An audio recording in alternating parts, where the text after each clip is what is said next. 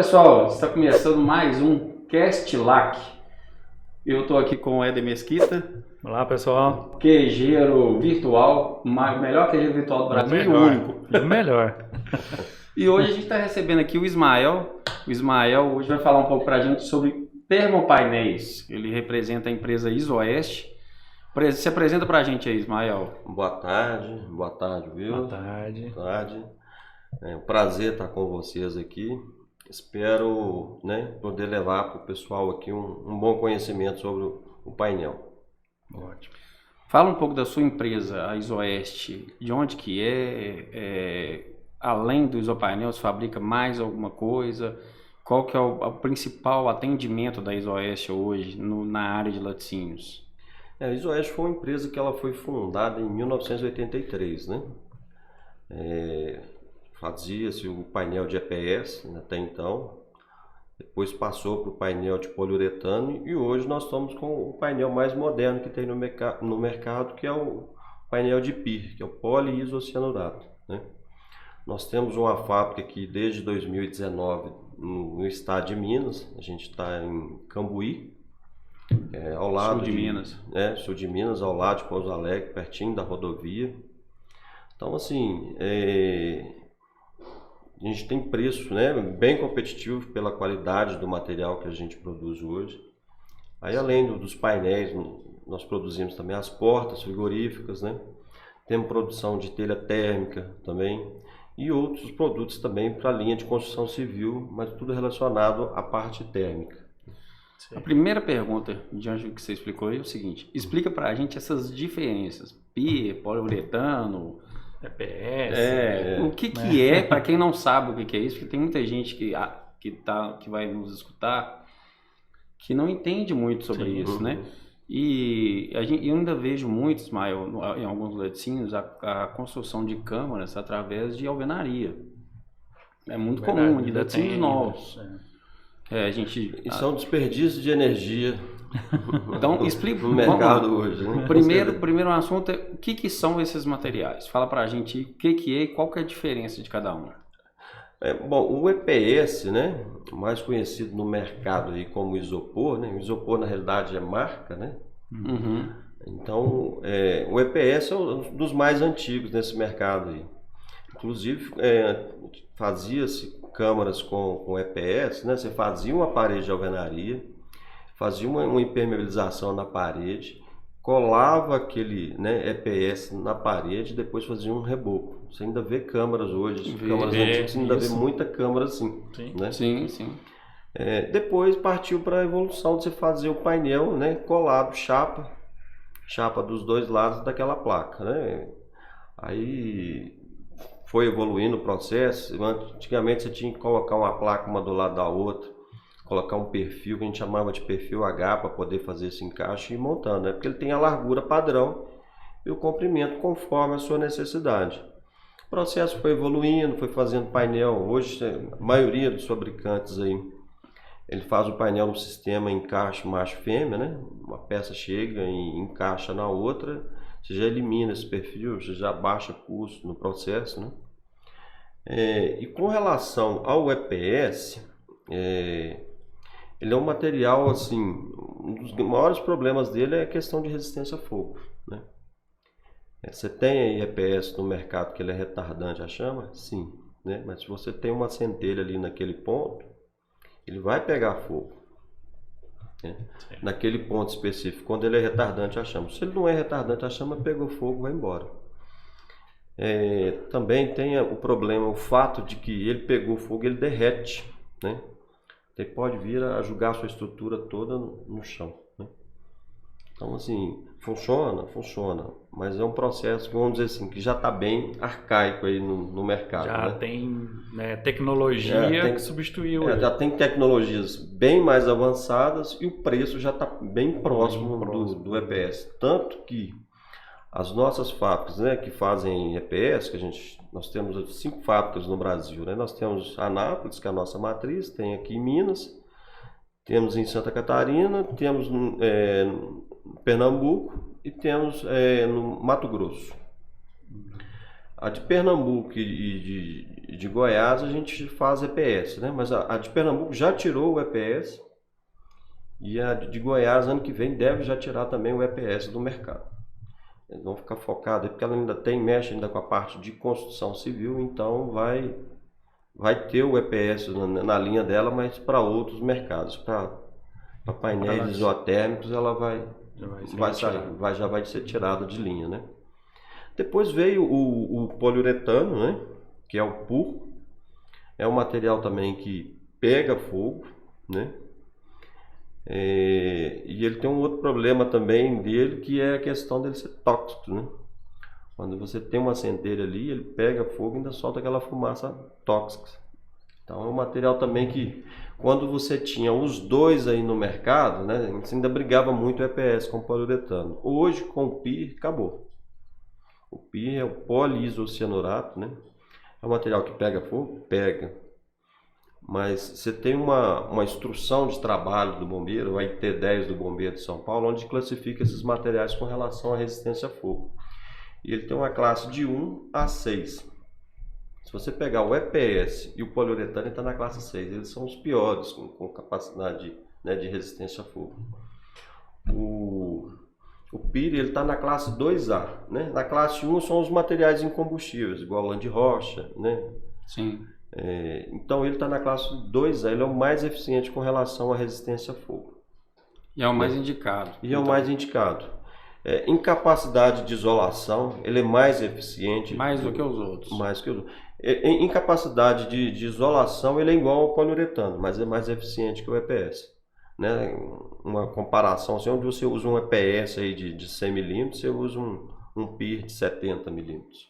Né? Dá a mesma resistência ali, né? Em capacidade de isolação. E no caso do PIR, ele também não tem produção de gases na queima ali, a combustão, nada tóxico também. Não é tóxico igual é o poliuretano. Hoje, por exemplo, a gente trabalha muito aí com a Lactalis, né, que aí também, eles só trabalham com PIR. Não entra mais na planta deles aí EPS. E o preço você falou que é competitivo. O preço é competitivo, né? A gente vamos falar aí na casa aí de 15% mais caro do que o EPS. Mas você não tem no EPS de qualidade, porque você tem também, EPS. Você tem outros produtos aí, né? Tem painéis de EPS aí que tem uma densidade muito baixa, a qualidade do aço não é boa, então o cara tem ali um preço muito bom, você compra, te atende a sua necessidade, mas com pouco tempo você está gastando com manutenção novamente, né? Então você tem que olhar esses detalhes, um pouco de preço, né? E qualidade também que é importante. O custo-benefício tem que ser adequado, né? Você não monta uma câmara, você não monta um laticínio para daqui um ano e meio que você está trocando painel. Aproveitando que você falou essa questão do fogo, você trouxe um vídeo para a gente, eu vou pedir o William para colocar o vídeo para o pessoal. Quem acompanha a gente no YouTube vai ver esse vídeo, vai estar vendo esse vídeo, né? Quem está pelo Spotify não vai conseguir ver, porque é só áudio, mas o William vai colocar para a gente aí, beleza, William?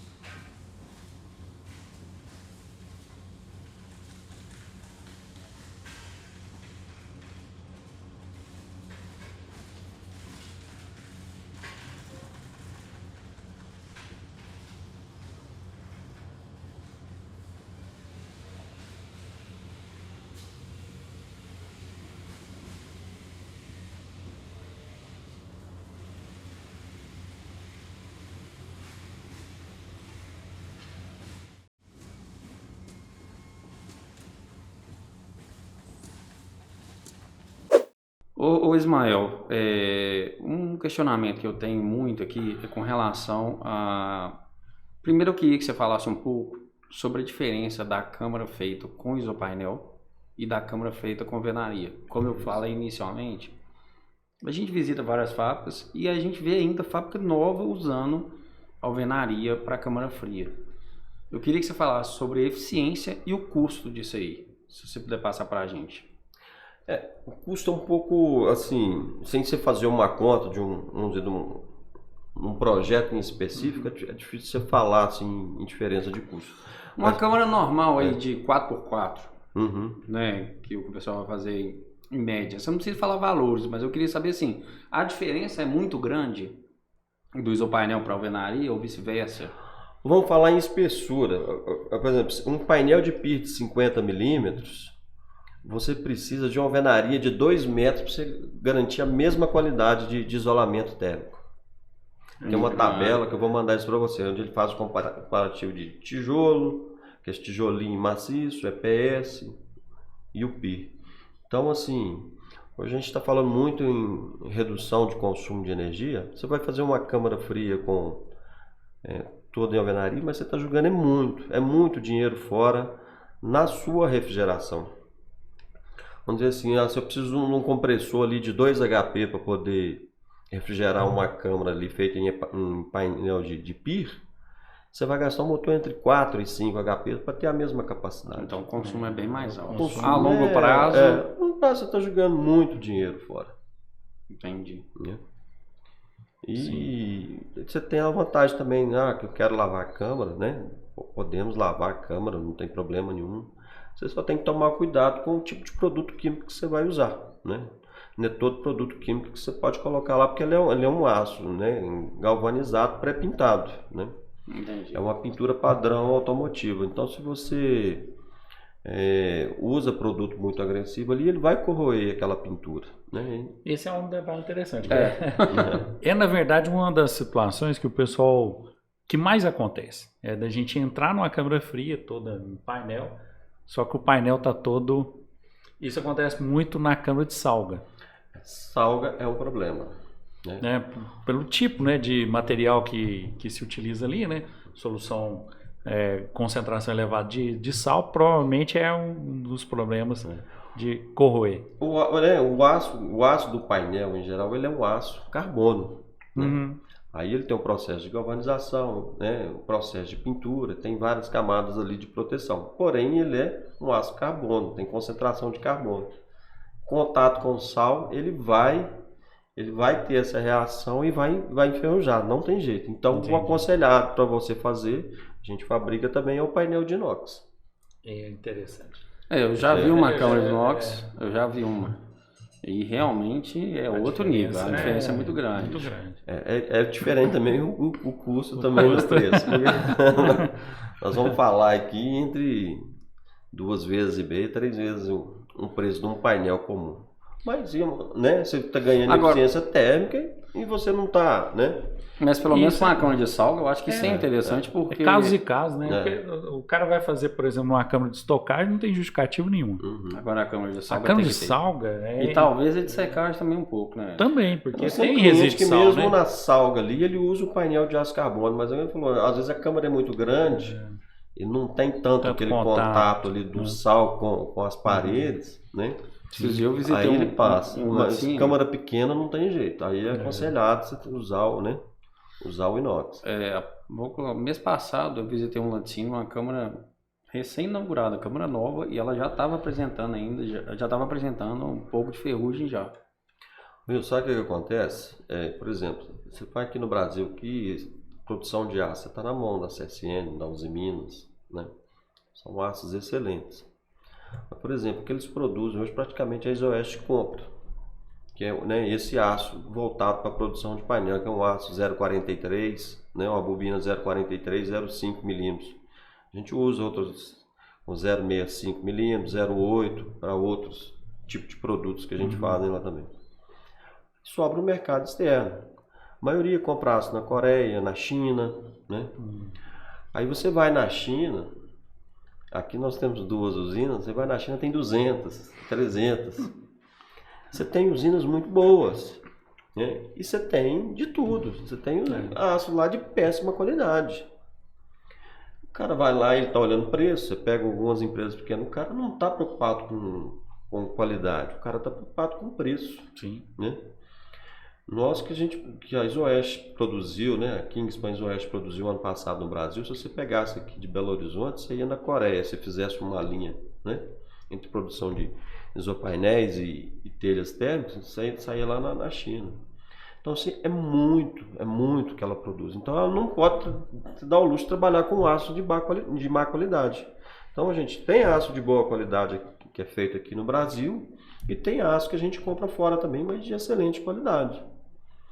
Agora, tem aços aí, o cara vai lá e compra aço lá fora. Não tá às vezes nem sabe desses detalhes. Chega aqui, com aço, produz o painel. Eu já vi isopainel aqui com 90 dias ele já está oxidando no pé. Pela qualidade. É uma câmera mais barata, mas também deteriora. Então, assim, para quem está ouvindo a gente aí, você não pode olhar só preço num painel. Você tem que olhar a qualidade. Eu e o Ed, a gente está cansado de ver problema. Eu vou falar na área de equipamento. Eu vou citar um exemplo de um cliente meu que aconteceu, que eu falei que poderia ter problema. Ele fez uma cotação de uma Queijomate num fabricante que eu não conhecia, um fabricante novo. Na época, isso já tem, vamos colocar aí, já tem uns 5 anos, uma Queijomate de 6 mil litros, o cara está pedindo 70 mil reais. E um fabricante conhecido de equipamento, de Queijomate, que a gente sabe que o equipamento é muito bom, estava pedindo 120 mil. É uma diferença muito grande, né? Eu falei, não tem justificativa a diferença tão grande de preço. E aí, ele... Não, eu vou comprar de 70, porque dá para comprar dá para comprar 2, praticamente da outra. Resultado, a Queijomate não foi entregue de 6, ele entregou uma de 3, porque ele não tinha condição de comprar material suficiente. O sistema de inclinação da Queijomate não era um sistema hidráulico, era um sistema completamente diferente, que era uns bolsão de ar. E aquilo começou a dar, não sei se funciona ou não, mas começou a dar problema muito rápido. E a Queijomate está lá encostado, gastou 70 mil e está lá parado, praticamente. É o que a gente fala, né? E aí, é verdade. Pessoal, o Ismael está aqui representando a Isoeste, né? Ele trabalha com isopainel.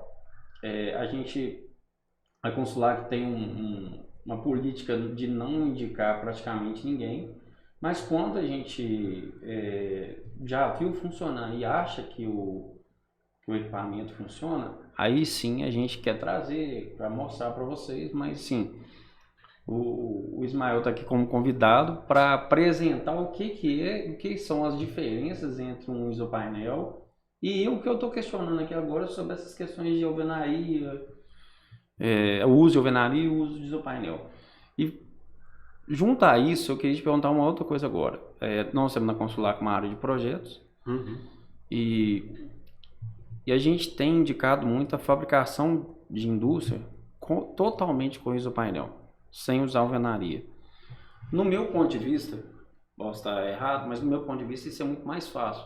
Porque um projeto de reforma e ampliação, o que acontece? Geralmente o cara vai montar um laticínio, ele começa ali com 5 mil litros de leite por dia. E na mente dele, ele nunca mais vai sair daqueles 5 mil litros. Só que a maioria, se tiver uma boa gestão, ele sai e vai muito além disso. Indústria, doce ilusão que você achar que você não vai ampliar, você amplia o ano inteiro. Começa os puxadinhos. Nós temos um cliente, o Hélio faz até um atendimento presencial com ele, que é um cliente muito antigo nosso, que eu acompanhei ele, desde que ele começou com 1.000 litros de leite. Ele nem tinha laticínio direito, né? Nem era E hoje, quanto que ele está processando hoje? Em torno de uns 70, 80 mil litros dia. E se você for ver, a indústria, se for ver a indústria, ela é totalmente feita em puxados. Hoje ele está com uma estrutura muito boa. Então, diante disso, o que eu falo pro pessoal? Pessoal, você não sabe o dia de amanhã, você não sabe o que você vai precisar de câmera, você não sabe o que você vai precisar de estrutura de área de produção. Faz de isopainel, que fica fácil depois para você remodelar a indústria. Eu queria que você falasse um pouco sobre isso. Se é vantajoso sim ou não e as suas particularidades. É vantajoso, muito, muito vantajoso. né? Vamos citar um exemplo prático, que é a questão de montagem. Você vai fazer um laticínio aí com alvenaria, que você vai ter que erguer as paredes, rebocar, depois assentar, né, o revestimento. Você pega uma indústria aí que você vai gastar, por exemplo, 6 meses para produzir ela em alvenaria, com 2 meses você produz ela em painel. Então é bem diferente. Eu preciso aumentar aqui minha área de produção. Eu consigo remover essa parede, chegar lá para frente, né, aumentar. A alvenaria você tem que quebrar tudo, jogar tudo no chão, aquela sujeira, né? E sem falar que você perde, né? Exatamente, você perde. No painel você ainda consegue, né? Se você tiver um bom montador, você consegue tirar ainda e reutilizar ele na ampliação da sua fábrica, né? Outra coisa importante é a questão dele ser térmico, né? Isso a gente nem falou. Eu nem falo muito isso, mas Isso é o grande diferencial, né? Agora, assim, uma coisa interessante é o seguinte, ele é um isolante térmico, né? A gente tem que tomar cuidado, por exemplo, você pega numa área de produção ali, que você, por exemplo, você gera um vapor muito calor, quente, né? Então fica muito calor, então você precisa preocupar em fazer uma exaustão e retirar esse ar quente também, então tem que tomar esse cuidado também, né? É isso aí, quando você está, né, vocês que estão produzindo, fazem os projetos, vocês sabem melhor do que eu, e vocês conhecem o processo no dia a dia aí, orienta aí os clientes com relação a essa parte aí de onde tem exaustão, refrigeração.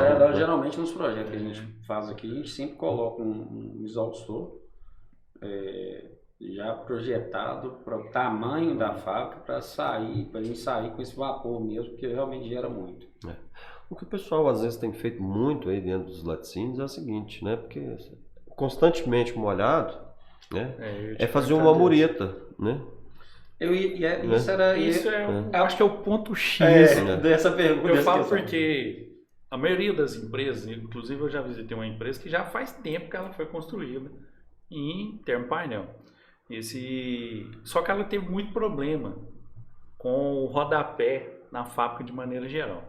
Tanto que hoje ele está cortando e fazendo em alvenaria. Mas acredito que foi por falta de orientação. Colocar direto no piso, sem nenhum tipo de... Você tem que tomar os cuidados de fazer um rodapé bem feito, fazer vedação, né? O pessoal, às vezes, até por falta de conhecimento, você vê muito, alguns clientes mesmo, ele não valorizam o montador na hora de montar aquele isopainel, né? Não, eu vou fazer com o meu pedreiro aqui mesmo, né? O cara não conhece. Parece que é simples só encaixar um painel no outro. Só encaixar, mas você tem as particularidades de travamento, de vedação. Então, assim, é importante você pôr na mão de um profissional que sabe o que ele está fazendo, né? E agora, como você tem uma indústria que você tem água o tempo todo, ou você vai fazer a mureta, né? Que o pessoal usa, né? Funciona bem. Não é porque o painel não aguenta, né? Mas a questão de água é aquela questão da infiltração ali. Agora, o que a gente faz também que funciona muito bem é o rodapé. Você montou a sua parede, depois você sobe o rodapé, tanto externo quanto interno, né? Principalmente na parte de câmara, não dá para você usar a mureta, porque você sobe ali uma mureta de 60 centímetros, 80 centímetros, são áreas que você está refrigerando, então ali o seu frio está indo embora, você está consumindo energia, você tem uma perda de eficiência. Então você usa bem o rodapé, entendeu? Entendi. Mas a área de produção, às vezes uma área muito agressiva, carrinho passando, pancada, né? Então o pessoal gosta, pelo menos na área de produção, colocar mureta. Eu até oriento nos meus projetos a colocar uma mureta de 60 centímetros. Né? Justamente para não ter nenhum tipo de problema. Mas sem dúvida eu oriento a colocar isopainel. Todos os projetos aqui, o pessoal me questiona, como é que você, o que você acha que eu devo fazer? Eu falo, na minha opinião, isopainel. Sabe qual que é o ponto-chave disso aí que eu vejo? É a reforma e ampliação, igual eu tô falando. Facilidade, né? Porque com uma alvenaria você tem que parar a fábrica. Com isopainel praticamente você não para a fábrica.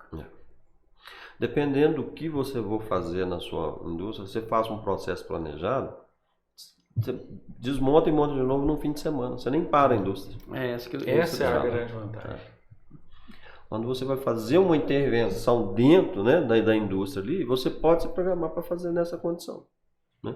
Não, agora eu estou fazendo uma ampliação aqui. Eu estou vindo de lá para cá, construindo as minhas câmaras. Depois eu vou programar só aquela interligação com a parte existente. Então, tudo é planejado. Mais rápido tudo é planejado e no fim você dá certo. Você fica satisfeito. Isso aí também é uma questão que a gente leva muito em consideração aqui. Essa questão que eu estou te falando de uma ampliação futura. Quando a gente vai projetar um laticínio, o primeiro questionamento que eu faço para o cliente é onde ele quer chegar. Eu acho muito importante isso. E aí, quando a gente projeta, eu estou fazendo publicidade da nossa marca agora, mas a gente tem que fazer vender o nosso peixe também. Também. Porque assim, que eu vejo vários projetos muito amarrados. Você se depara com muito projeto também, você vê. Então, se você pegar um projeto nosso, ele é um projeto aberto. Onde se eu for ampliar uma câmara, eu já sei que eu vou ampliar aqui sem parar a produção, só vou tirar o fundo dela no final. Se eu vou ampliar uma área de produção, eu vou ampliar para esse lado de cá, já está projetado, a ampliação vai ser para cá. Então eu sempre faço visita nos terrenos, antes para a gente ver o melhor posicionamento do laticínio, justamente para essa reforma e ampliação depois não ser muito complicada. A gente tem um cliente aqui agora nosso, que ele fez ele projetou a sua empresa e a empresa que projetou, ela não pensava a longo prazo. Não fez esse tipo de avaliação, né? E tem uma câmara de maturação no meio da indústria, cara. Então, assim, precisa ampliar essa câmara de secagem de maturação? É maturação. Precisa ampliar essa parte de maturação. E não tem para onde ir. Mas tem que quebrar a indústria. Não, você tem que pegar a indústria inteira. Então, assim, para você aprovar um projeto desse no Ministério da Agricultura, cara, um dos pontos que o Ministério da Agricultura quer saber como é que vai ser executada essa obra. Durante a execução, como vai ficar os processos de fabricação? É muito complexo, dependendo da situação. Nem mesmo simplesmente deixando de usar aquela área, você consegue, porque ela é importante para o processo. Então, teria que fazer uma paralisação total da fábrica. Isso, na maioria das empresas, é possível. Né, uma coisa que vocês fazem é exatamente isso aí, pensar no futuro. Porque a indústria, por menor que ela seja, ele vai ampliar. Se o cara, né, o projetista, ele não pensar na expansão ali do cliente ali, ele vai sofrer lá na frente para poder Por ampliar. isso que o Wilson pergunta pro cara onde que ele quer chegar. E muitas vezes ele não sabe onde que ele quer chegar. Onde ele vai chegar, na verdade. Então, assim, até para isso, a gente já tem uma visão um pouco diferente, né? São anos de vivência laticínio. Você imagina a projeção que existe em determinadas fábricas.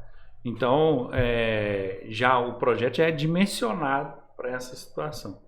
E aí que entra a questão do painel, porque para fazer uma ampliação é incontestavelmente mais simples, funcional e eficiente. Gente, eu não sou ligado assim, né, essa parte econômica do giro de laticínio, de indústria de frigoríficos que a gente atende muito bem. Mas os laticínios em geral, né, da pandemia para cá, eles cresceram, né? Escuta de clientes falando da ordem de 30%. O consumo cresceu na ordem de 30%. Então, tá todo mundo expandindo. O mercado está muito aquecido. Eram poucas fábricas que tinham 30% ocioso e falou assim, eu não precisei de ampliar. Eram poucas, a maioria que teve algum tipo de ampliação. Eu fiz muita obra de laticínio. Assim. Hoje na nossa linha de produção e de projeto aí, a gente está com mais ou menos uns 25 projetos em andamento. Ou mais. É muito. É muito. Em andamento. Só que essa questão desse crescimento, no laticínio, é igual vocês estão falando, não é uma coisa projetada, é muito moroso esse processo. Eu falo o seguinte, Ismael, a crise é onde a gente tem que se preparar. Porque a gente sempre está oscilando, né? Todo mercado está oscilando. Uma época a mussarela está em alta, outra época ela está em baixa. Estou citando mussarela, que é o queijo mais fabricado, né? E aí, a pessoa quer mudar o laticínio dela na hora que ela tem demanda. E, na verdade, ela tinha que estar fazendo essa alteração quando ela não tem demanda. Né? E o pessoal é muito imediatista. Eu acho que, no geral, o brasileiro é muito imediatista. Por isso que a gente sempre pensa a longo prazo. Eu acho que se você quer ampliar seu laticínio hoje, você quer ampliar ele no ano que vem, você tem que pensar nele esse ano. Pensar, fazer projeto. Porque às vezes você tem uma demanda, você faz um projeto ali, você depende às vezes de órgãos para poder aprovar o projeto. É isso que eu ia falar agora. Luta. Se você aprovar um projeto no Ministério da Agricultura hoje, é em média 4 meses para você aprovar.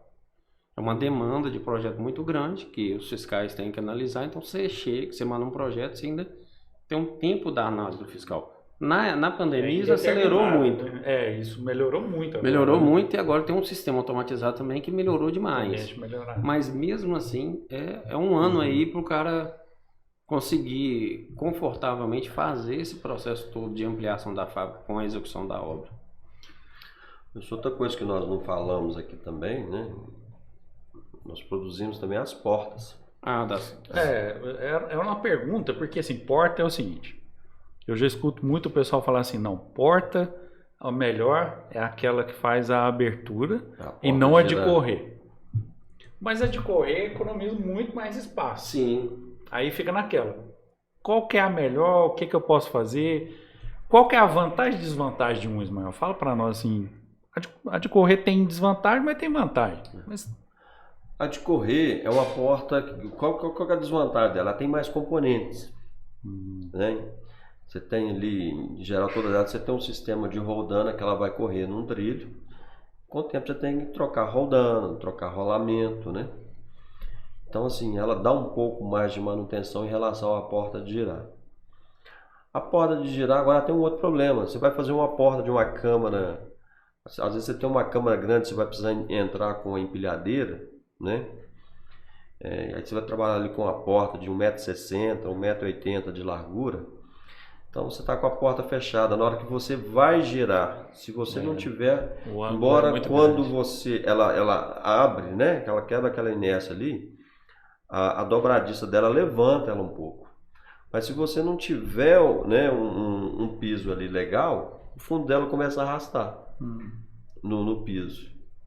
Aí você começa a estragar também a parte inferior da porta, sabe? É uma porta também mais barata, a porta de girar, a porta de correr é um pouco mais cara. Mas por outro lado você ganha em questão de espaço, né? Sim. A porta correr por lado é completamente diferente de uma porta girando. Imagina uma porta de 1,80 m girando dentro da sua indústria. É um espaço que você está perdendo. Muito grande. É muito grande. Mas aí, o que o pessoal precisa para ter... para definir? Para essa porta ter uma durabilidade maior. Que cuidado que eles têm que ter com essa porta de correr? Olha, eu vou falar pela Isoeste. Tá? Sim. A Isoeste, ela fabrica aí em torno de 800 a 1.000 portas por mês. Então, assim, ela tem uma qualidade muito boa nas portas dela. Você fala assim, é a porta mais barata do mercado? Não é. A porta, ela tem um valor agregado. Mas, compensação, é uma porta que te dá menos manutenção. Né? Tem gente que você vende pela cama e fala assim, não, a porta eu vou fabricar aqui. Fabrica. Faz aquela coisa mais rústica do mundo e fica ali sofrendo com aquilo a vida inteira, perdendo frio porque a porta não veda. A porta é cara, não sabe a engenharia que tem por trás ali daquele processo, porque a porta tem que encostar na câmara, ela tem que vedar dos lados, em cima e embaixo. Então ela tem toda uma engenharia ali naquele... Não é simples. Não é simples. Aparentemente parece simples, mas não é. Né? Imagina a câmara com menos 35 graus, com a porta fechada ali, isolando. Né? Então, tem que ter muita eficiência. Tem que ter uma eficiência muito grande a porta. Né? Então a gente fabrica porta de correr, porta de girar, porta para expedição, né? Óculo, de inox, de aço carbono. E essa, em termos de custo, é a diferença muito grande entre a giratória e a de correr? Varia em torno de uns 30%. Mais caro. A mais cara de correr. Se for comparar o mesmo tamanho de porta, aí vai variar aí entre 30% aí. Mas tendo uma manutenção legal. Tem. Eu falo que assim, os itens que tem que sofrer manutenção periódica é o quê? A roldana? Basicamente a roldana. Porque se você não... Aí volta aquela questão, né? Você na hora de montar a sua câmara, você tem um montador qualificado. Que o cara tem, né? A ISOS, ela fornece um manual de montagem, passo a passo, como é que você tem que fazer para poder montar aquela porta, né? Certo. O primeiro passo, né, para você ter uma porta trabalhando legal, é sua parede estar nivelada. Se a parede não tiver nivelada, é difícil você colocar a porta ali e vedar, e é difícil dela trabalhar também, né, na forma mais suave de trabalho daquela porta. Então é importante ter esse cuidado. E manutenção, eu tive num cliente, deve ter mais ou menos uns 8 meses, ele tem uma porta lá na Israel, tem 18 anos que está lá a porta. E nunca fez manutenção? Nunca fez manutenção. Não estou dizendo que a porta dura 18 anos, mas a porta está lá, 18 anos, está inteira. Deve ser um cara bem cuidadoso, né? Ainda te falo que é uma área agressiva, que é um operador logístico que a gente passa naquilo o tempo todo, abre, né? E o pessoal, como eles estão sempre correndo, eles não preocupam muito em encostar a porta, eles vão lá e batem. Então a porta está funcionando lá tem 18 anos. Então assim, o grande, né, a grande sacada do negócio é você montar primeiro uma parede bem montada, né? E em seguida você montar aquela porta ali também, né, nivelada, porque aí a durabilidade dela é muito maior.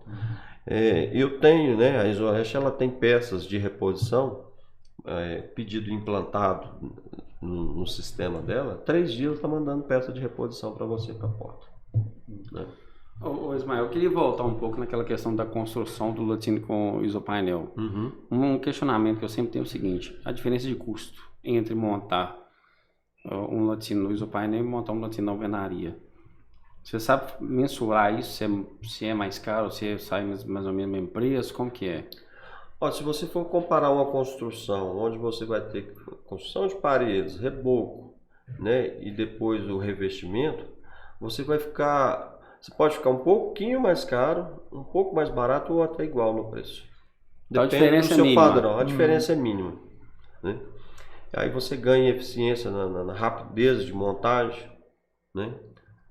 O fato de ser térmico também, que é muito importante, o fato de você desmontar e conseguir montar novamente, não precisar a quebradeira. Então assim, você só ganha, só tem ganho, não tem, né? Você vai ficar muito bem servido com o uso do termopainel. Entendi. Um detalhe na construção, principalmente das câmeras frias, e que me incomoda demais, é chegar num laticínio que tem que ter degrau para entrar dentro da cama. Aí você vai questionar, não, é porque aqui teve que fazer um isolamento no piso para depois colocar o piso. Tem essa necessidade? As câmeras frias precisam desse isolamento no piso também? Precisa. O que é a... A engenharia da Kingspan, ela orienta câmara abaixo de 5 graus você já isolar o piso. Tem gente no mercado aí que câmara até 0 grau ele não isola. Mas a engenharia da ISOEST, ela orienta abaixo de 5 graus positivos vocês a isolar o piso daquela câmara. E realmente, na hora que você está fazendo um cálculo de carga térmica da câmara lá, ela dá diferença. Então você já está comprando um equipamento de refrigeração menor, você está consumindo menos energia. Então assim, vale a pena você fazer. Agora é importante o pessoal, na hora que está construindo o laticínio, eu tenho aqui uma câmara de estocagem de queijo aqui. Vai trabalhar lá com 0 graus. Então na hora da construção, já prevê o rebaixo do piso da câmara. Para verificar o nível do piso. Você vem, isola, depois faz o piso acabado e ele está no mesmo nível da fábrica. Você encontra muito isso aí. Né? Infelizmente. O pessoal não sabe. Hoje se vê mais tudo nivelado, né? Antigamente era só degrau. Mas tem muita fábrica nova hoje que os caras fazem isso. Não sabe. Eu fiz agora. Esse ano, nós montamos uma fábrica nova com o cara que ele teve uma consultoria de um outro rapaz. Que ele me pediu a câmara sem isolamento, depois ele me pediu o isolamento para o piso e eles não preveram. Não deu degrau na câmara. Tem que fazer um degrau. Deve fazer um degrau. Aí mata seu processo. E o pessoal aí já tem extrema dificuldade para dar um fluxo adequado, né? Porque tudo que vai fazer ali tem que levantar, carrinho não funciona, caixa quebra demais, né? É infelizmente muito ruim. Então, assim, passou de 5 graus positivos, né? Descendo a temperatura, vale a pena fazer. É interessante fazer. Vale a pena fazer pelo seu consumo. Agora me fala uma coisa. Esse isolamento do piso, qual que é a diferença dele com o painel? É o mesmo material, mesma espessura? É o mesmo núcleo isolante, né? Que é o PIR. Você só não tem o aço. Né? Aí normalmente você está usando lá um painel de 100 milímetros. Você vai isolar seu piso com 100 milímetros. E aí você põe duas placas de 50 milímetros com as juntas desencontradas, para você reter melhor o frio, né? A refrigeração naquele ambiente. Entendi. Ô Ismael, e a parte de cobertura? Nós temos uma exigência agora por parte do Ministério da Agricultura que toda a indústria tem que ser forrada. É uma exigência. Vocês têm alguma coisa na área, nessa parte de cobertura? Temos também. Temos também a isotelha térmica também, né? Que é trapézio, né? Uma telha trapézio em cima e do lado de baixo é como se você estivesse vendo um isopainel. Eu só não posso usar ela na parte de câmara, né? Que é baixa temperatura. Porque o painel ali de câmara, ele é um painel quase que estanque, né? O encaixe dele é projetado para poder você reter o máximo possível daquele frio que está dentro da câmara, né? E a telha já não tem esse tipo de construção, então ela não serve para ser aplicada em câmara fria. Já teve casos de gente até utilizando, né? Mas é um processo mais arcaico na hora de montar, um processo mais moroso. Você tem que ficar fazendo injeção de componentes ali dentro para poder vedar, porque ela não é estanque igual é o isopainel para reter o frio, entendeu? Não era mas uma vez que você montou, acabou. Agora, outra coisa super interessante também, questão de temperatura dentro do seu ambiente de trabalho. Você pega ali uma parte de produção, você consegue baixar ali entre 8 e 10 graus de temperatura no seu ambiente ali com a telha de 30 milímetros. Isso comparando a temperatura ambiente com a temperatura interna. Com a temperatura interna. Para locais muito quentes. Então se for comparar então com as telhas galvanizadas, deve ser maior ainda, então, porque lá aquela telha esquenta para danar. Não. A telha dela concentra calor. Exatamente. E em termos de custo, como que é? Você pode. Porque hoje tem mais ou menos uma referência, né? de painel. Vamos pegar como referência a sanduíche, aquela telha sanduíche que é comum no mercado aí. Que é o isolado, EPS. Que é isolado com EPS. Uma das coisas que eu não indico usar aquela telha, primeiro que ela não é um processo contínuo, né? Normalmente o que você vê no mercado aí, ela é uma telha, o pessoal passa uma cola, põe aquela, faz realmente um sanduíche, né? Passa uma cola, põe a placa, cola na outra chapa, cola por cima, prensa aquilo ali e manda para frente. É um custo, né, pequeno, vamos dizer assim. Mas assim, é um processo. Por exemplo, tem uma coisa que me incomoda muito numa telha com núcleo de EPS, é o fato seguinte: você pega aí 2 horas da tarde ali, que, como diz, tá fritando, né? Norte de Minas, 50 graus. Exatamente. Você entra dentro do ambiente, parece que está chovendo dentro do ambiente, ela fica estalando. Então você fica estralando ali, uma coisa terrível. Então assim, incomoda, faz barulho dentro do seu ambiente. E a telha de PIR você não tem isso, né? O local onde você vai fixar também, então ele já dá uma folgazinha, né? Então são pontos ali que você já começa a passar calor, né? Não é, vamos dizer assim, está longe de ser uma telha de PIR, se você usar uma telha de EPS. Eu mesmo não indico usar o EPS. Né? Outra coisa também, você ainda vai usar uma telha, onde você usa uma telha de 30 de PIR, você vai ter que usar uma telha de 70 milímetros de EPS para você ter a mesma capacidade de isolação. Então, se você for analisar a diferença de preço, vai ficar tão pequeno e você vai usar um material inferior. Talvez o pessoal nem faça bem esse comparativo. Não Isso é faz. importante o que você está falando. Que o pessoal vai fazer lá da mesma espessura. Falar, não, a telha, né, a sanduíche de 30 milímetros é tanto, a de pia é tanto. Ah, não, então a de pia é muito cara, não vale a pena. Mas não fez esse cálculo do que é necessário para você manter a mesma eficiência nas duas. Ele tem o coeficiente global de condutividade térmica, que o pessoal às vezes não leva isso em conta. Às vezes o cara que faz ali no fundo do quintal ali uma telha dessa, ele nem sabe o que é condutividade térmica. Ele faz a telha naquela espessura lá e pronto. Né? E em questão e ela ainda descola, ainda tem um problema dela descolar ainda. Então você tem que tomar mais cuidado. Ela descola. Do EPS. Sim. E aí tem que esse trocar. Processo manual. O cara tem que trocar, ué. Não fica que tem descolando dentro da fábrica lá. Chega seu fiscal lá e fala, não, olha, tá caindo, tem que tirar, tem que trocar. Olha você gastando de novo. E você tem a correlação de durabilidade entre uma telha dessa com uma EPS? Durabilidade? Não tem. Assim, de bate-pronto, posso até pesquisar, informar para vocês depois, mas eu não tenho. Entendi. Não tenho. É porque deve depender de alguns fatores também, né? O tipo de... o ambiente que você vai trabalhar, né? E a questão de vedação, que também é uma exigência do Ministério da Agricultura, que seja vedado as paredes com o telhado, né? Para não ter nenhum... Aí é tranquilo, é vedado. Você tem acabamentos externos e internos também, é super tranquilo de fazer. O fato da telha não ser trapézio em cima e forro embaixo, então você tem uma junção normal entre paredes e tetos, né? Então isso aí é bem tranquilo.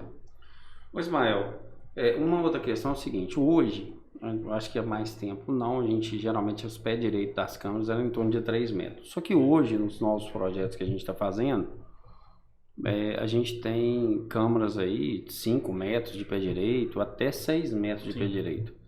Existe alguma particularidade sobre essas câmaras muito altas ou não? O que é mais eficiente?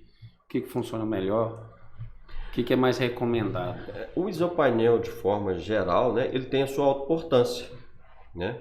É igual você vai fazer uma laje de concreto lá. Você determinar o tamanho da laje, você tem que pôr uma viga, né? Senão ela cai. O painel também, o princípio é o mesmo, né?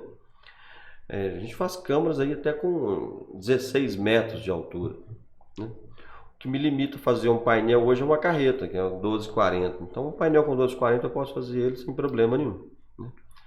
Então quer dizer que uma câmera de 6 metros é o painel inteiriço? Inteiriço, não tem emenda, né? Porque é muito comum, assim, hoje, câmaras de 5 a 6 metros. É muito comum. É o mais comum hoje. Tá. Nós estamos com um projeto aqui, ó, no Tocantins, que é uma câmera de 6 metros de altura. O que acontece? Quando a gente está falando, principalmente em paredes externas, você vai pegar um painel aí de PIR de 100 milímetros, a engenharia da Isoeste orienta a cada 4,5 metros você fazer um travamento daquele painel, né? Então você está travado no chão, está travado no teto. Você vai fazer uma cama de 6 metros, você faz um travamento ali, você não vai fazer lá 4,5, você pode fazer lá 3 metros e meio, você faz um travamento. O que é esse travamento? A gente tem uns elementos de fixação que são presos no painel, que não fica exposto, né? Você só vê uma haste para o lado externo do seu ambiente e ele é travado na própria estrutura metálica. O mesmo processo você usa para teto. Você quer fazer uma câmara de 40 metros de largura, não tem problema nenhum. Você vai vir com painéis de 12 metros e fazendo emendas e fazendo esses travamentos intermediários presos na estrutura. Então você tem essa condição de sair fazendo esses travamentos, tanto na vertical quanto na horizontal. Garante uma estabilidade, né? Dependendo da situação, eu estou com a câmara ali de 6 metros, não tem como eu usar um elemento de fixação. Vou trabalhar com o painel mais grosso. Vou analisar o projeto e vou sugerir um painel com uma espessura maior para poder atender aquela demanda dele, né? Então você tem esses artifícios aí precisa consultar a gente para a gente dar essa orientação mais segura do que pode ser feito no processo. Estou lembrando de uma situação, nesse caso de câmara de salga, por exemplo, que a gente até comentou, né, de fazer com aço inox, mas no caso seria uma parte aço inox, o material isolante, e uma parte aço carbono. Você tem a opção de fazer inox, aço carbono. Se você tem, vamos dizer assim, uma parede ali que ela, né, da câmara de sal, que ela está para o meio externo, você não precisa colocar inox do lado externo. Então você já baixa custo. Você põe um aço carbono externo e põe um aço inox interno. Agora tem 2 câmaras de salga, né? A gente quer colocar na câmara de secagem também. Então aquela parede divisória ali, você usa inox dos 2 lados. E todos os acabamentos internos ali com aço inox. Então é possível ter essas... Você tem a opção de fazer inox e inox aço carbono. Muito bom. Muito bom. Mas, Ismael, na sua opinião, um proprietário de uma indústria, quando ele vai construir uma câmara fria, o que ele tem que mais levar em consideração? O que você acha que ele tem que levar em consideração para construir uma câmara fria? Olha, tem vários fatores, né? O que é mais importante é ele saber o que ele vai colocar dentro daquela câmara fria, né? Quantidade de produto, temperatura que vai entrar, temperatura que vai sair, né? A temperatura que vai ficar aquela câmara. Porque, né, com relação ao coeficiente de condutibilidade térmica do isopainel, você tem que levar isso em conta na hora de você fazer a espessura da parede da sua câmara, né? E indo um pouquinho mais além, essas informações são muito importantes para quem vai fazer a refrigeração da sua câmara. Sim. Né? De repente você, não, a câmara não dá temperatura, mas as informações que você passou às vezes não foram adequadas. Não é compatível. O cara poder colocar o frio adequado para a sua câmara. Né? Então você tem que levar esses fatores todos em conta. Eu tenho uma câmara aqui, te vendo um painel para você fazer uma câmara aqui, vai trabalhar com 5 graus positivos. Não, que eu quero gelar meu queijo mais rápido. Eu estou fazendo um aleatório aqui, né? Uhum. Não, eu quero baixar minha câmara lá para -2 para poder gelar meu queijo mais rápido, porque eu estou tendo um giro muito alto. Você vai estragar seu queijo, né? Porque você vai estar baixando demais a temperatura dele. E o painel passa também a não segurar aquele frio, a não reter. Porque ele foi feito por uma determinada demanda, você está passando, né, do que ele pode fazer. Então você tem que ter esses cuidados na hora de fazer o seu projeto e montar a sua câmara. Né? Usando esse tipo de avaliação, se numa empresa a gente tem uma câmara que ela tem que ficar entre 10 e 14 graus, entre 10 e 16 graus, e uma outra que tem que ficar até 5, esses materiais teriam espessuras diferentes? Teoricamente, sim. Aí você tem que avaliar o projeto para você ver. Que às vezes a temperatura da câmara é um pouco mais alta, mas a parede é muito alta. Então você vai talvez ter que trabalhar com um painel com uma espessura um pouco maior para você ter aquela autoportância. Né? Então, assim, cada caso é um caso. Eu estou perguntando porque na maioria das empresas a gente tem essa situação. A gente tem câmara de maturação, câmara de sal secagem e câmara de estocagem.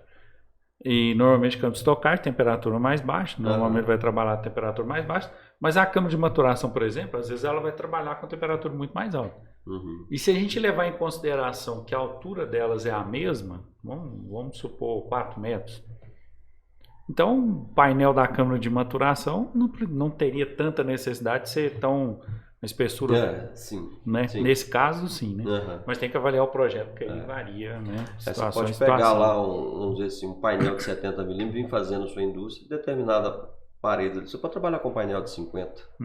Né? Aí você tem que avaliar o projeto, mas é pertinente o que no seu pensamento. Assim, você tem condições de reduzir. As paredes internas, inclusive, né, você pega uma indústria, você tem várias repartições, as paredes internas, ela sofre, né, como é que eu vou te dizer? Você está com a parede externa, ela tem insolação, a parede interna não tem. Não tem. Então você acaba tendo uma demanda menor de espessura nas paredes internas do que das externas. Isso é uma avaliação interessante de fazer, porque eu já visitei uma empresa toda em isopainel, mas é tudo a mesma espessura. Toda a estrutura dela foi sempre na mesma espessura. Você tem indústrias com painel resfriado, para resfriamento, né? E tem para congelamento. Sim. Quando você pega uma indústria, quando você tem muita câmara para congelamento, se for usar tudo para congelados, você está jogando dinheiro fora, né? É verdade. Mas você pega uma indústria para resfriamento, você pode trabalhar ela toda com espessura só. Né? Aí tem que avaliar. Normalmente eu gosto de dar essa opção para o cliente. Falar, não, aqui a gente pode usar uma parede, né, com a espessura menor que vai te atender. Ah não, de repente fala assim, eu quero trabalhar tudo com a espessura só, padronizado. Aí fica a critério. Mas tem essa possibilidade sim. Entendi. Mas, Ismael, no início aqui do podcast eu citei que o nosso cliente, o cliente de laticínios, eu acho que em geral, ele olha muito para a questão de preço, né? Eu queria que você comentasse agora um pouco sobre as diferenças de orçamento que você tem experiência de ver no mercado aí. Então, o cliente que olha só preço, eu citei o caso da Queijomate, o cliente olhou só preço, ele não olhou o que o equipamento tinha em questão. Eu sei que a Isoeste é líder de mercado no segmento, então você deve ter vários orçamentos para falar para a gente aí, você não precisa citar valores, mas eu queria que você falasse o que a pessoa, o que um proprietário, antes dele adquirir uma câmara, antes dele comprar, o que ele tem que levar em consideração, né? Porque eu fico vendo aí, alguns fabricantes de equipamento, uma chapa é mais fina que a outra, o equipamento é quase um terço mais barato, né? Então, sim, talvez ele está comprando aquele mais barato, que é algumas coisas que você já citou, mas de fato ele não está levando o que deveria ser levado para a indústria dele. E ele vai ter um prejuízo futuro com algumas coisas. Então eu queria que você citasse, você já deve ter bastante vivência sobre isso, eu queria que você citasse algumas coisas que aconteceu. Você pode ficar aberto aqui para você falar o que você quiser, não precisa citar marca nem ninguém. Mas eu acho que é importante citar, porque a gente vê muito isso, Ismael. Sempre a gente vê isso. Eu vou citar um caso aqui agora de um piso. Eu indiquei para um cliente um piso. Falou, acho que você deve fazer com esse piso, que tem uma durabilidade maior, uma resistência maior. E ele, mas eu tô querendo fazer com esse outro, que ele é mais barato. Final das contas, ele fez com o outro. E coincidentemente, no dia que ele fechou esse mais barato, eu tinha visitado uma fábrica com ele, que o proprietário estava trocando o piso anterior, que foi o que ele colocou, pelo piso que eu indiquei, deu pra entender? Então ele estava trocando, estava tirando tudo. Falou, mandei um vídeo para ele, falou, nessa fábrica, o piso que eu te indiquei, ele está sendo colocado, porque o que você está colocando aí na sua fábrica, para ele não serviu. Então ele está pagando 2 vezes.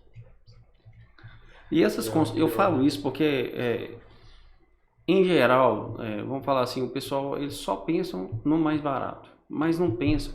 A minha visão sempre é longo prazo, cara, sempre é longo prazo. O que aquilo ali vai me dar de durabilidade e de custo no longo prazo? O que vai ter de durabilidade e o que eu vou ter de custo de manutenção no longo prazo? E nunca no curto prazo. No curto prazo vai resolver o problema, mas vai ter um problema maior. Essa questão de piso mesmo, eu tenho um laticínio que a gente atende também, toda visita do fiscal tem uma notificação para trocar uma área do piso. Porque o laticínio está em funcionamento, ele não pode parar. E o piso precisa de 5 dias para secar. Então ele tem que ter manutenção constante. Né? Então assim, eu falei um pouco aqui, mas eu queria que você trouxesse para a gente, pode ficar à vontade, coloque aí as suas ponderações sobre esse tipo de coisa. Eu já tenho uns 20 anos de experiência nesse ramo aí de construção de câmaras frias, né? Então você vê de tudo no mercado. Sim. Eu tô trabalhando com a Kingspan, né, já há 2 anos, e eu vim de uma empresa que só fabricava painel de EPS. E o mercado de EPS era forte aqui dentro do estado de Minas, ele ainda é forte, né? Eu vou ter uma dificuldade, porque, por exemplo, eu não uso, né, não fabrico EPS aqui em Minas, só fabrico em Anápolis, embora a gente já está até saindo com ele de linha. Cara, quando você tem a oportunidade de chegar na frente do seu cliente, explicar para ele todos os benefícios que ele vai ter usando aquele painel ali, ele entende que ele não pode olhar só o preço naquele momento. Que é mais vantajoso, né? Que é mais vantajoso ele usar esse material. E outras coisas também, por exemplo, um isopainel, eu recomendo você trabalhar com a chapa no mínimo 0,43 milímetros. né, que a engenharia da Kingspan orienta para a gente, para você não ter problema aí com, né, a gente faz painel aí de 2 metros a 12 metros de altura, então você tem que levar essas coisas em consideração. O pessoal às vezes te vende um painel barato, mas usa lá uma chapa 0,35 milímetros, 0,38, chapa parece um papel. Você monta. Sim. Eu já vi derrubar câmara, vento derrubar a câmara fácil. Então você está olhando preço ali, não tá tão preocupado com esse detalhe da qualidade. Se você cai em situação, e hoje vento forte é uma coisa comum na nossa região aqui. Então assim, se você não tiver ali um painel de qualidade, você corre o risco até de levar a sua indústria embora com o vento. Nós tivemos indústrias grandes aqui, derrubou várias, né? Não foi da Kingspan, foi de outra empresa que eu trabalhei que derrubou. Uma coisa muito importante quando você está fazendo a montagem da sua câmara, você tem que tomar um cuidado na hora de você sempre vir trabalhando paredes e teto, vir fechando. Que você fizer ali, né? A câmara ali são 4 paredes e o teto. Você fecha ali 3 paredes e deixa aberto com o teto. Se o vento bater, ele não tiver para onde sair, ele levanta o teto da sua câmara e vai embora, derruba. Então até esse é um cuidado importante de quem está fazendo a montagem, de ter essa preocupação de montar a parte correta no processo até ele finalizar, porque derruba. Né? E você usando um aço muito fino, você tem esse problema também desse risco de romper e levar a sua câmara embora. Então tem que levar isso em conta. Então a gente, quando está dando essa consultoria para o cliente, a gente passa todas essas informações, todos esses detalhes para poder ele pesar aquilo onde ele sair comprando só preço no produto. Mas dentro disso, conta para nós, hein? Você já deve ter orçamento de concorrente aí. É isso que eu queria saber também. Sabe o que você ia perguntar? Com metade do preço do seu. Metade eu não digo não, hoje não tem preço na metade não. Tem não? Tem não. Conta alguns casos aí pra gente desses absurdos. Que a gente desses absurdos aí, eu deve estar na faixa aí de uns 35% mais barato. Mas a diferença de espessura da chapa, ou não? Diferença de espessura da chapa, por exemplo, densidade do material. Você pega um material desse de pia. É outro detalhe importante. Você pega um material desse de pia, a densidade dele, aí você vai estar trabalhando entre 35 e 40 quilos por metro cúbico. A Zoeste fabrica o painel de EPS. Ela preza muito, né, pela qualidade, né, e respeitar as normas. Um painel de EPS, e o mínimo que você tem que colocar nele aí, ele é 15 quilos por metro cúbico. Tem gente que coloca 12, coloca 11, né? Então você está com uma câmara lá 5 graus, um painel de EPS decente atende. Ele baixa para 0, teoricamente ele teria que aguentar, né? Que você tem seu coeficiente de segurança, ele não aguenta. Ele não aguenta. Aí o que acontece? O painel começa a suar, sua máquina lá, vamos falar em valor, você está gastando R$1.000 por mês ali de equipamento de refrigeração, você passa a gastar 1.400, 1.300. Então, assim, procura quem sabe, procura quem pode te auxiliar tanto na hora de montar a câmara, na hora de fazer o projeto, na hora de fazer a refrigeração, que você só ganha. Não olhe só preço. Até isso faz diferença, né? Porque a gente falou que do EPS... E falando dos tipos de materiais, falando qual que é o melhor. Mas dentro do melhor ainda tem essa variação. Tem essa variação. Que também tem que ser levado. Você já se deparou com alguma situação onde um latino que você fez uma visita, passou uma proposta e mesmo assim, você passando para o cliente, que deve ter tido isso com certeza, ele quis comprar um mais barato e depois teve problema? Você tem algum caso? Já tive. Ou não, vários. Vou criar um quadro aqui, eu te avisei. A gente fala demais. Não, demais. Fala demais. Mas esses dias eu escutei isso, mas uma fermenteira que você está me falando aí é 50% do valor da outra. É por isso mesmo que eu estou te falando a outra. Olha, eu tenho um cliente que ele tem uma indústria de pescados. Ele comprou o isopainel para as câmaras dele, ele pagou à vista, o fabricante. e o fabricante entregou para ele uma parte daquele material. Ele tinha que entregar para ele ainda 400 mil de material. Ele não tinha colocado nem a indústria para funcionar ainda, essa parte que ele tinha comprado. O cara tinha 400 mil na mão do cara lá para receber de material, e o material que estava montado lá já estava enferrujando. Nem finalizou Nem a obra e finalizou, já tava... nem finalizou. Então, tem que tomar cuidado. É justamente isso que a gente... Não adianta, É por não isso que eu adianta. tô te Eu estou te perguntando. vendendo um painel aqui a R$200. Meu concorrente está fazendo um painel a 80, a 90. Mas você tem que desconfiar. Tem que ter, Não estou falando nem só especificamente de painel. Né? Você vai comprar igual você falou do equipamento lá também, né? O cara está fazendo equipamento 120, o outro está fazendo 70. Gente, Não, tem que ter você tem que ter, né, esse discernimento de avaliar porque tem alguma coisa errada. Não dá essa diferença.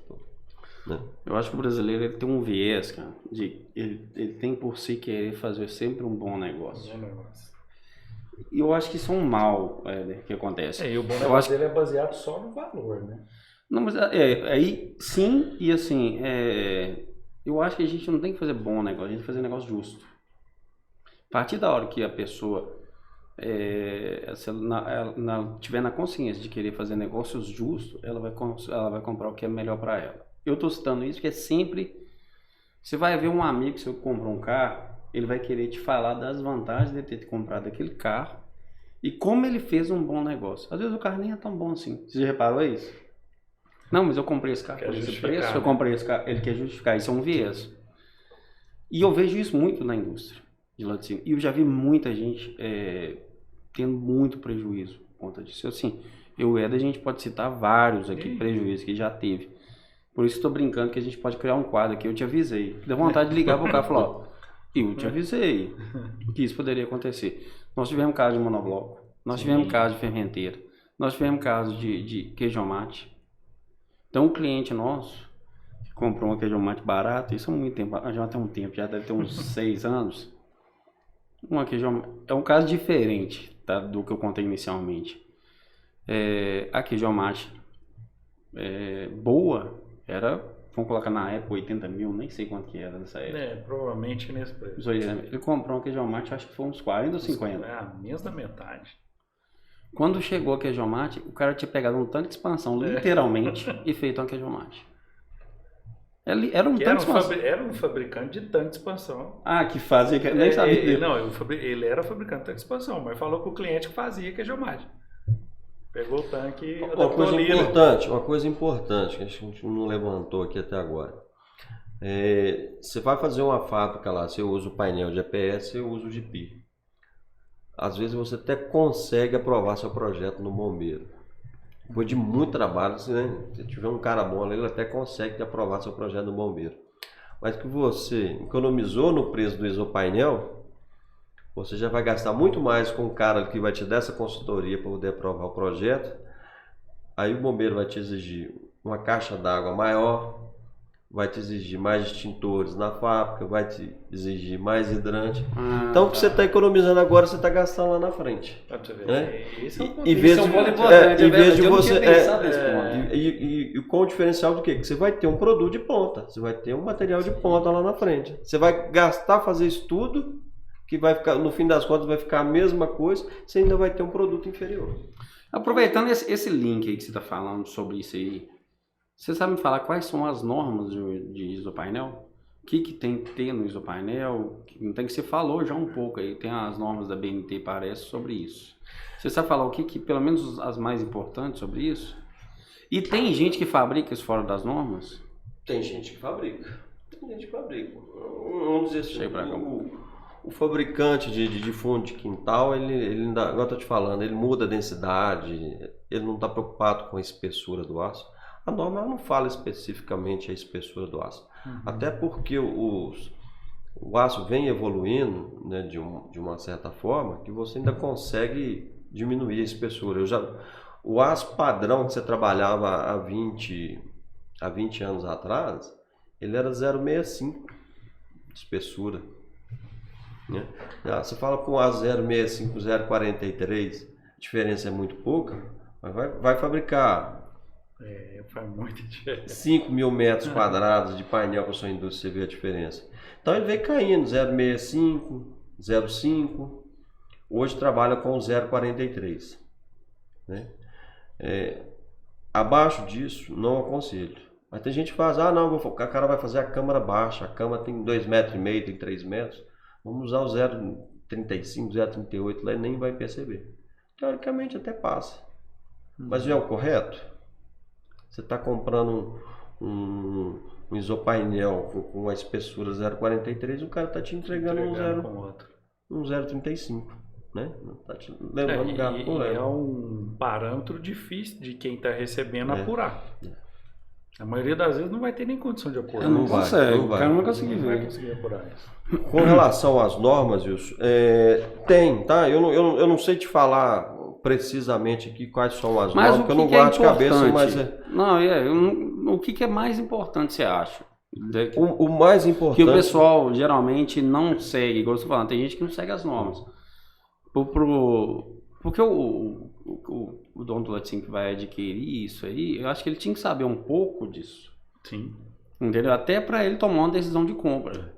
O mais importante são a espessura de aço e a densidade do núcleo isolante. Seja ele o EPS, seja ele o PIR. Você tem que respeitar, né, essa densidade. Porque a partir da densidade desse material, você dimensiona a sua refrigeração. Então você pode ter um painel um painel de 100 milímetros que ele aguente lá a temperatura até 0 graus. Você pode ter um painel de 100 milímetros com o mesmo material que você coloca 10 graus lá e ele já está suando o painel do lado externo. Que é o que? A densidade. Aí onde vai refletir isso? No seu consumo de energia. O Ismael falou da questão do corpo de bombeiros, e hoje a gente vê aí que é necessário ter o AVCB, né, que é a avaliação do corpo de bombeiros. Mas no caso do EPS e do PIR, essa diferença para obter o AVCB, ela é basicamente porque ele vai permitir o EPS, mas ele vai te cobrar mais situações para controle de segurança do que no PIR. Normalmente, por exemplo, aqui em Minas eu ainda não sei como é que está esse processo, mas em São Paulo eles nem aprovam mais o EPS. Com EPS. E tudo parte da IT10 de São Paulo. Aqui você já está tendo uma resistência muito grande já em aprovação de projeto, está quase que zero. Aprovação também aqui no estado de Minas. Isso é importante o pessoal também, e aí né? Começa vou aprovar, porque às vezes o cara tem a indústria ali, ele já está ampliando, então torna um processo um pouco mais difícil. Agora, se você for pensar, eu já estou em EPS, eu não vou continuar com EPS, você não muda nunca. Você continua em baixa qualidade. Né? Entendi. Então, assim, se você já está passando para a pista, já está com meio caminho andado, tornar mais fácil o seu processo de aprovação do corpo de bombeiro. Certo. Mas o que o Hélio está questionando, se o bombeiro viu que o material é o PIR, isso ele tem uma exigência menor. Sim. Porque igual você falou, vai exigir hidrante, vai exigir uma série de coisas. Uma caixa d'água maior. Então isso é avaliado quando ele vê o material lá descrito. Sim. Exatamente. É uma coisa que a gente não pensou e teria que levar em consideração. Isso é muito importante. Porque o AVCB hoje, ele implica numa série de problemas, inclusive de não aprovar o projeto, inclusive lá para o próprio CIF, né? Porque você precisa do AVCB para ter a licença ambiental. Se você não tem licença ambiental, você não aprova o seu projeto. Né? A gente teve um caso de um cliente nosso assim. Ele ficou muito tempo com problema para adquirir o AVCB. Mas não era essa questão do isolamento, até porque as câmeras dele é de alvenaria. Mas eu estou citando a situação porque por conta do AVCB, como era uma estrutura muito antiga, uma fábrica que tem mais de 50 anos, então ela tinha muito problema estrutural. E o Corpo de Bombeiros sempre reprovando. Eles foram fazendo obra. Levou mais de 5 anos para ter o AVCB. Venceu a licença ambiental e criou uma série de problemas por conta do AVCB. Uma coisa interessante que você falou aí das câmaras de alvenaria, o cliente que ele ainda tem a câmara de alvenaria, você pode trabalhar com um painel com uma espessura um pouco menor, tem que avaliar, né, casa a casa. Mas assim, o que ele vai economizar de energia na indústria dele, ele vai pagar muito rápido a instalação do painel. O gasto que ele vai ter para poder colocar esse painel e revestir a parede dele. Então vale a pena. Vale a pena dar uma avaliada. Aí no caso seria uma espessura mais fina. Exatamente. Por exemplo, vamos citar aqui, né? Como laticínios é tudo resfriado, poderia trabalhar com um painel de 50 mm de PIR. Ele vai economizar muito energia. Ele já está isolado, né? Possivelmente ele já deve ter um isolamento ali interno ali daquela parede. E isso é um negócio interessante. Mas como que ele conseguiria avaliar essa economia? Porque recentemente a gente foi questionado numa situação dessa. Eu queria mudar, mas eu quero saber quanto que eu vou economizar. Existe um método que ele poderia avaliar? Na minha câmera eu estou gastando menos com ela. Tem alguma coisa específica para... Na hora que você vai fazer o dimensionamento do equipamento da refrigeração, né? Você leva em conta ali a quantidade de produto, a movimentação que você tem dentro da sua câmara, né? E você leva em conta qual que é o isolamento, né? Qual que é a parede, qual que é o teto daquela câmara sua. Sim. Né? Vamos dizer que você faz um cálculo de uma parede, né? Uma câmara com alvenaria. Sua câmara lá vai dar, vamos dizer, 30 mil quilocal em alvenaria. Você faz ela em EPS, ela vai dar 20. Você faz ela com PI, ela vai dar 15, por exemplo. Você vai precisar do quê? De um equipamento menor para poder refrigerar aquele produto dentro daquela câmara. Entendi. Então é aí que você vai economizar a sua energia. Entendi. É na hora de você dimensionar o seu equipamento, né, que você vai saber qual que é qual que é o seu real ganho, né, de economia daquele produto. Entendi. Porque o cliente quer saber, eu vou fazer uma câmera nova, mas eu quero saber o que eu vou economizar. Aí é fácil, é só fazer o cálculo da carga térmica da câmara dele. Né? Aí vai levar em conta produto e qual que é o isolante que ele está usando. Ele pode usar um motor de 2 HP, pode usar um motor de 4 HP. Aí você vai fazer essa conta em quilowatts, você vai ver o que realmente você está economizando. Uma câmara de 4x4 para resfriamento entre 0 e 5 graus, qual o motor ideal? Depende do produto. Vou te falar assim... Não, 0 a 5 graus aí. Vamos colocar mussarela. Difícil de eu te falar essa conta sem fazer uma conta de carga térmica, entendeu? Você tem que... Mas você pode trabalhar. A pergunta que eu queria fazer é o seguinte: uma câmara, qual que é a média de câmara de estocagem para um laticínio, você sabe? A média em metros quadrados? Depende, tem câmara de 13 por 10, 10 por 10. Não, em média que o pessoal faz. Em média, mais vendido, mais... O tamanho de câmara de estocagem? 10 por 15, por 6, assim. Depende muito do tamanho do laticínio, né? Depende muito do tamanho do laticínio. E a outra pergunta que eu ia fazer é o seguinte: o que uma câmara dessa gasta por mês de energia? Podemos pegar, se quiser depois pegar um projeto em específico seu aí, a gente olha, conversa com o pessoal da refrigeração, vamos passar o processo direitinho, né, da movimentação daquela câmara, e vamos pedir para fazer um cálculo. Não chegar nem no equipamento, vamos falar assim, vamos pegar uma câmara que você usa um equipamento unitário nela, né, uma câmara um pouco menor. E aí a gente faz esses cálculos e vocês apresentam depois aqui. Fala, lembra daquele processo? A câmara, né, câmara de tanto por tanto, usando pilha, usando EPS, você vai gastar um motor de tantos HP para poder, né, no compressor para poder refrigerar. E aí converte isso em quilowatts, você vai ver o que você está economizando. Isso eu acho que seria até interessante a gente disponibilizar para o pessoal que acompanha. Sim. O Cashlark, até para o nosso intuito aqui é trazer facilidade para o setor. E o que mais me dói é ver proprietário de laticínio comprando gato por lebre. Sim.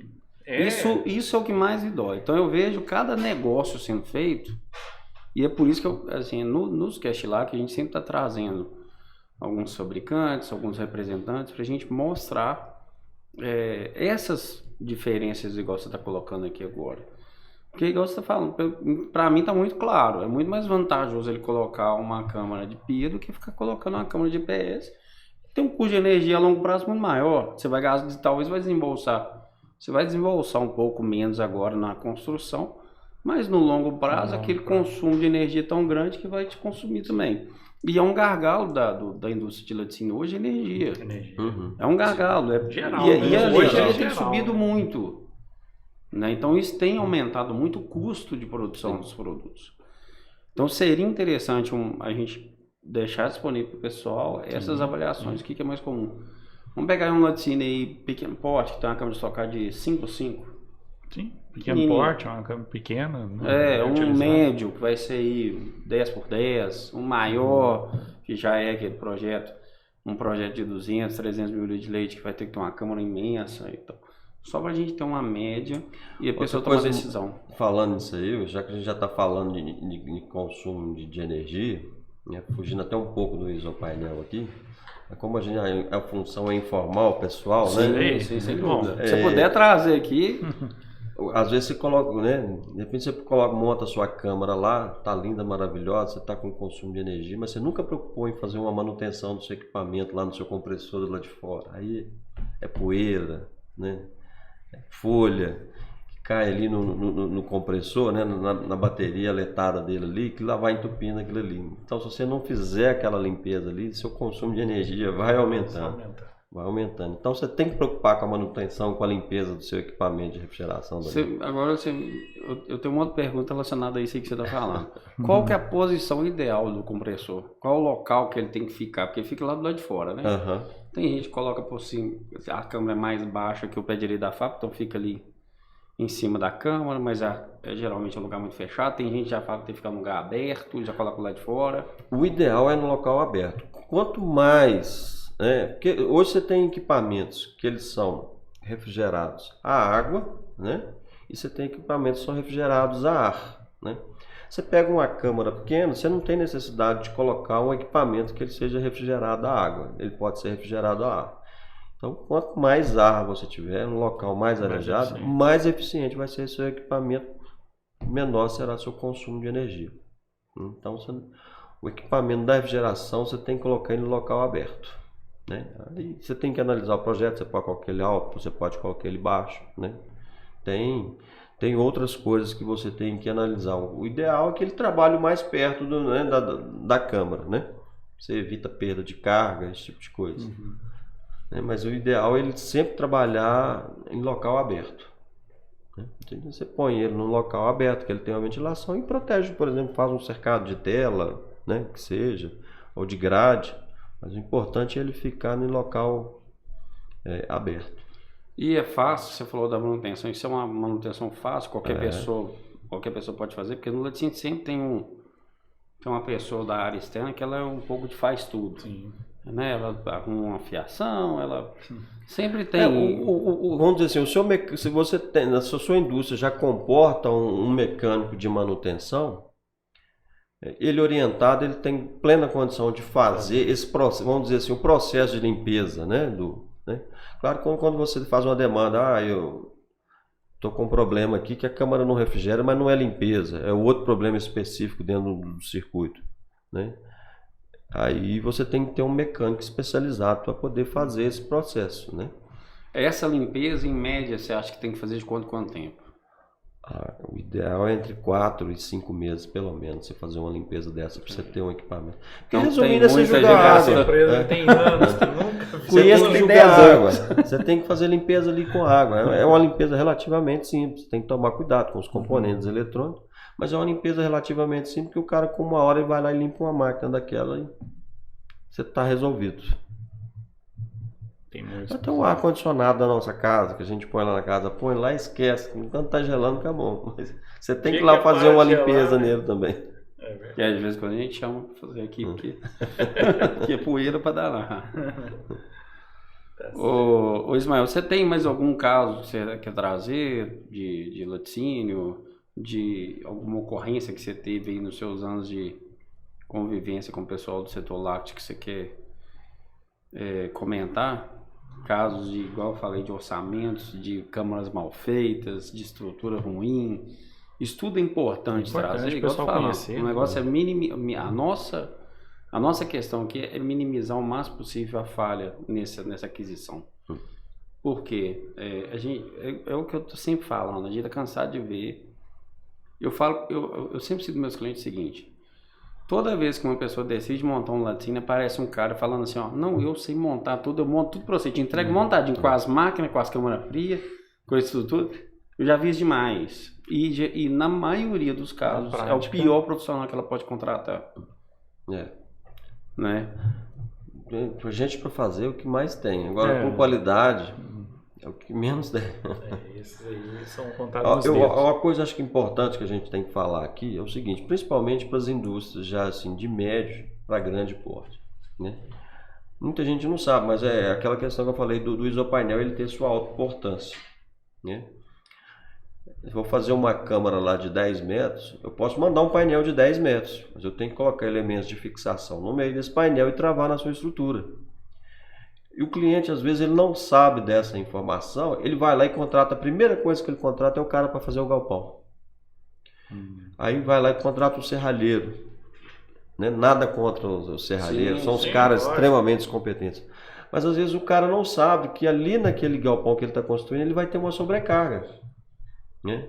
Então tem que avaliar a sobrecarga. Eu vou pendurar ali forçadores, eu vou pendurar painel, que eu vou ter uma câmara aqui de 15 metros de largura, então eu vou precisar pendurar o painel. Em cima desse painel vai andar pessoas na hora de fazer manutenção, na hora de fazer montagem. Isso tudo reflete lá na sua estrutura metálica. Então você, na hora de fazer o galpão para uma indústria dessa, você tem que já prever as sobrecargas que você vai ter de equipamentos ali, de isopainéis na sua estrutura. Então depois você constrói o galpão, você tem que sair fazendo reforço para todo lado para você ter condição de montar lá seu laticínio. Você falou dos montadores aí. Como que ele vai escolher um montador que você acha? Quais são os princípios para ele escolher um bom montador? Entendeu? O que ele tem que saber, ó? Porque a gente sabe que tem montador todo tipo, igual você falou aí. É disponível no mercado. Muito. Então tem algum macete, tem algum detalhe que ele pode levar em consideração para contratar a partir da hora que ele tem lá um orçamento de 3, 4 montadores diferentes? A Isoeste, ela tem equipes de montagem que trabalham para ela. Você pode contratar, né, direto com a Isoeste essa equipe de montagem, né? Aí ela tem supervisão de montagem, tem engenheiros que tomam conta da obra, que avalia, e o pessoal que está ali são extremamente treinados para poder seguir exatamente o que a Isoeste projetou, né? Não, eu estou achando um custo um pouco alto, eu quero contratar um montador específico para poder montar e eu vou trabalhar o projeto direto com eles. Se você entrar no site da Isoeste, você tem lá montadores que ela indica em cada região. Tipo credenciados. São credenciados. Não vão trabalhar especificamente para a Isoeste, vai trabalhar para o cliente final, mas são montadores que você sabe que são, né, que tem conhecimento, que consegue pegar um projeto e analisar e fazer a montagem conforme está no projeto. Ótimo. Nós falamos, tem gente que fala assim, não, o meu pedreiro vai montar. Aí o cara não sabe das particularidades, depois, seu painel não funciona, seu painel é ruim. Não é o painel que é ruim, o cara que não montou corretamente. E se não montar corretamente, principalmente congelado, vai ter problema. Pode ter um material de excelente qualidade, mas se for mal montado. Você pode ter uma Ferrari, se o motorista é ruim, não anda. Caindo na questão do leite, você fala. Não adianta.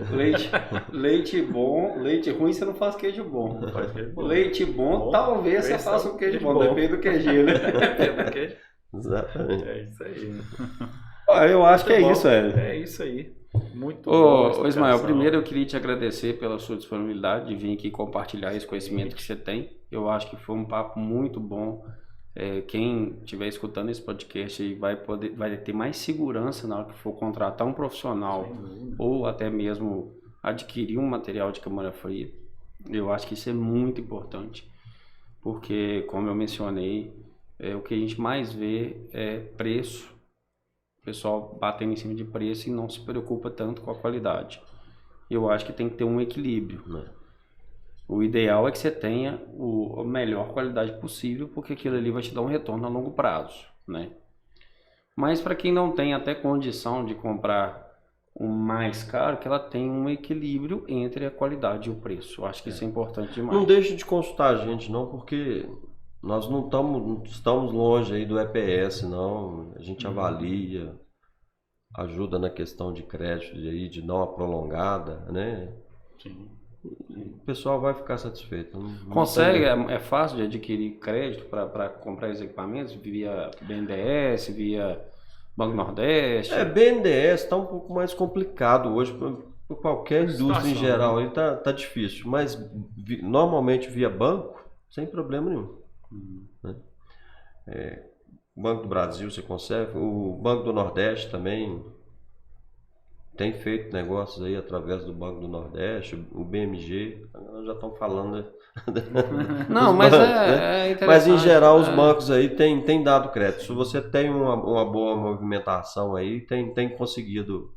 Entendi. Conseguido crédito aí na praça. E como é que te acha aí nas redes sociais? Você tá onde? E deixa aí seu contato pro pessoal. Ó, gente, redes sociais, acho que mais difícil de me achar. Nós temos a rede social da Isoeste aí, né? Você procurar aí Kingspan Isoeste, você vai achar.